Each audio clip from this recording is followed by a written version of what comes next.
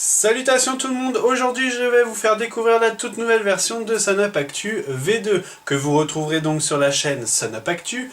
Rien ne change, mais sauf que c'est en vidéo. Et oui, les sujets seront toujours les mêmes, je vous parlerai des œuvres de nos partenaires, je vous parlerai des coups de cœur, des sujets que je veux parler, bref, c'est parti pour cette toute nouvelle version de Suncast V2. Alors, pour inaugurer justement cette nouvelle version, je vais vous parler d'une œuvre qui me tient à cœur. Et oui, c'est une œuvre qui est remplie de nostalgie, car je me souviens encore à rebooter la box pour que je puisse retélécharger, car les limitations Mega Upload me faisaient chier, hein, je dois l'avouer. Ouais, c'était que des bons souvenirs, voilà, et ne me regarde pas comme ça, je sais très bien que tu l'as fait, tout le monde l'a fait. Allez, Rosen Maiden, c'est parti.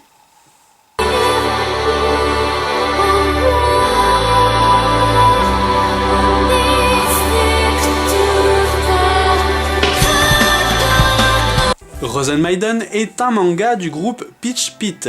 Alors, avant toute chose, Peach Pit est un duo de mangaka féminins composé de Banri Sendo et Shibuko Ebara. Le nom du duo est une référence à la série Beverly Hills 90210 où les protagonistes se sont rencontrés sur un lieu au nom identique à la série. Leurs œuvres donc, nous avons Prince Palette en 2001 qui compte un tome, Dears qui compte 8 tomes et sorti en 2001 jusqu'à 2005, de 2002 à 2007 Rosen Maiden, et puis de 2002 à 2011 Zombie-Lone, 2006 à 2010 Shugochara, et en 2008 la réédition avec Rosen Maiden Tal. Tout ça pour vous dire que l'univers des poupées et du kawaii, elles connaissent. Rosen Maiden est une série qui débuta en 2002 avec un total de 7 tomes.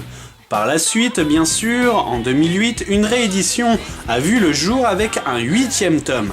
En France, elle est éditée par les éditions Soleil. Comme certains le savent déjà, les éditions Soleil marquent fort avec cette réédition de cette licence. D'une part pour fêter leurs 10 ans d'existence, c'est pas rien, mais d'autre part pour flirter avec l'actualité car la série Rosen Maiden va revenir avec une nouvelle saison en 2013, un reboot, on n'en sait pas trop pour le moment. Voilà, j'en perds mes mots car oui, ils ont réalisé quand même l'un de mes plus grands kiffs que je voulais depuis bien longtemps. Bref, maintenant c'est la critique. Rosen Maiden est dans son apparence très gothique, avec les poupées en robe dentelle noire, et très ancienne. C'est pour ça que je fus assez surpris par le choix de la couverture de la réédition. Elle est blanche, bordure dorée, et totalement magnifique. Sa bordure soignée à la fois très féminine, tout en restant dans le mixte, me ravit. Un véritable petit bijou. Les éditions Soleil Manga n'en sont pas restées là. Les pages couleurs sont agréables avec une ambiance unique, un papier au toucher tellement bon, le papier calque, je l'appellerai comme ça, nous donne aussi une ambiance très sympathique avec la poupée dans son coffre, tout ça pour vous dire que les petits bonus sont là. Maintenant, pour ceux qui ne connaîtraient pas la licence, un petit rappel. Jun Sakuraba est un adolescent qui vit seul avec sa sœur. Peu sociable et refusant de se rendre à l'école, il passe ses journées sur internet. Son unique passion est d'acheter de multiples objets ésotériques aux 4 coins de la planète. Jusqu'au jour où il reçoit par erreur une poupée gothique pour l'heure moins étrange. À peine a-t-il sorti de sa boîte qu'elle se met à le gifler, lui faisant la morale sur ses mauvaises manières. D'incident chantage, la jeune poupée parvient à faire de son maître son esclave. Je dois l'avouer que je n'ai jamais joué aux poupées, et fort heureusement d'ailleurs, pour un garçon ça serait trop la honte. Ça serait pas swag, merde. Pourtant, je dois l'avouer que Rosen Maiden m'a donné envie d'avoir une poupée, surtout l'héroïne, qui a cet aspect justement dominatrice et serviteur pour les humains, etc. Bref, pour les nouveaux otaku, enfin pour ceux qui commencent à débuter dans les jeunes, quoi, bref, ils ont eu ce thème réchauffé de cette héroïne qui est dominatrice. D'ailleurs, je vous conseille, pour ceux qui aiment justement ce thème, Zero no Tsukaima et Ayate no Gotoku, pardon, qui sont deux licences que j'adore pour ce système-là, c'est super drôle, bref.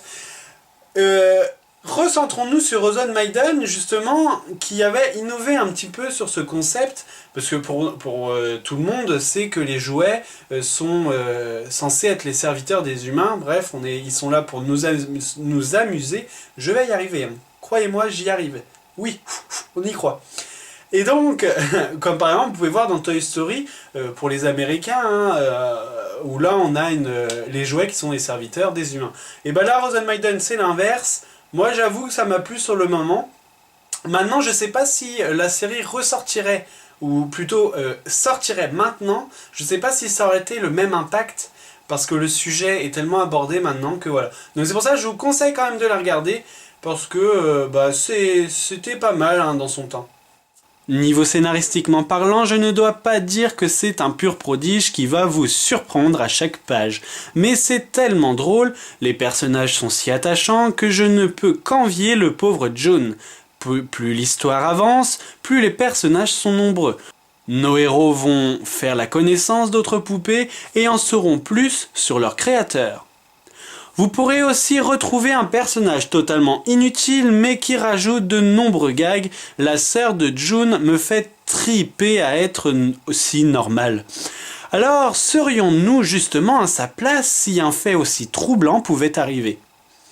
Vous pourrez aussi discerner quelques similitudes avec le conte d'Alice au Pays des Merveilles, car la grande gagnante du combat de poupées sera nommée Alice. Lors du premier tome, à la fin et au début du deuxième, vous pourrez retrouver aussi un lapin qui est une sorte de maître de jeu. D'ailleurs, ce n'est pas rare de retrouver justement ces petits clins d'œil sur ce conte. Car oui, vous pouvez regarder Pandora Hearts, vous pouvez regarder Aria, qui sont justement des œuvres avec des clins d'œil assez forts sur ce conte de Lewis Carroll. Mais beaucoup de studios audiovisuels le font aussi avec des hors-sujets et des OAV comme dernièrement Code Geass. Bref, c'est sans surprise que je vous apprends que le conte d'Alice au Pays des Merveilles a fait grandir plus d'un japonais et c'est sans égal que c'est leur préféré d'ailleurs. Les dessins sont de Peach Pit, donc très harmonieux avec l'univers gothique et très féminin du thème abordé. Alors l'univers colle parfaitement aussi pour les garçons. Vous trouverez de l'action, du suspense et une dose d'amour qui n'est pas gnangnan. Les décors sont là, même si j'aurais préféré quelques jolies planches parfaitement troublantes.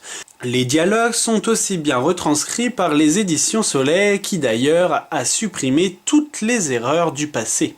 C'est avec un grand plaisir que vous retrouverez la sortie manga tous les mois jusqu'au tome 8. Maintenant, parlons de l'anime qui est sorti en 2004, puis une seconde saison en 2005. Pour ceux qui veulent en savoir plus sur cette licence, je vous conseille de regarder la saison 1 d'une traite et de prendre la saison 2 sans rien en attendre davantage.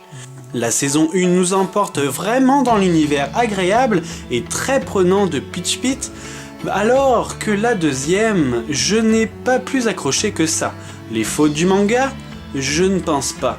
Disons que lors de sa sortie au Japon, la saison 1 a fait un véritable tabac qui a relancé justement le marché des poupées. Le studio Nomad, qui est l'initiateur du projet animé, a je pense voulu prendre plus de liberté dans le choix dans son côté artistique. Une véritable erreur que je n'ai malheureusement pas appréciée. En espérant justement que la future série de Horizon Maiden, qui devrait sortir courant 2013, va changer la donne. Alors bien entendu, je ne dis pas qu'il faut louper cette série car c'est un véritable bon moment et vu en 24 épisodes seulement, donc c'est assez court, mais c'est tellement bon. Voilà, vous savez tout à peu près de cette licence et j'espère que ça vous a plu, que vous reviendrez, que vous vous abonnerez justement à cette chaîne Sonop Actu, que vous vous abonnerez aussi à la page Facebook, Twitter, bref, comme d'habitude, ça ne change pas. Allez, ciao ciao!